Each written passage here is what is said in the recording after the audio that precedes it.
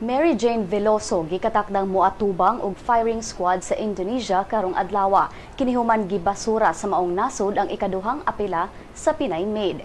Sa iyang ikaduhang apela nagkanayon si Veloso nga wala siya gitagaan og due process tungod kay wala siya hatagi og maayong lawyer ug interpreter sa dihang gisikop siya sa Yogyakarta Airport ni adtong 2010.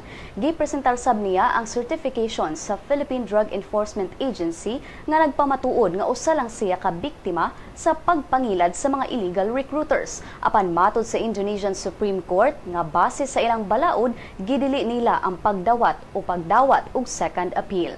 Sa Department of Foreign Affairs spokesman Charles Jose niingon nga ang embahada kasamtangang nagkonsulta sa mga abogado kung doon na ba'y pag-asa ang personal nga pakighinabi ni Philippine President Benigno Aquino III ngadto ni Indonesian President Joko Widodo.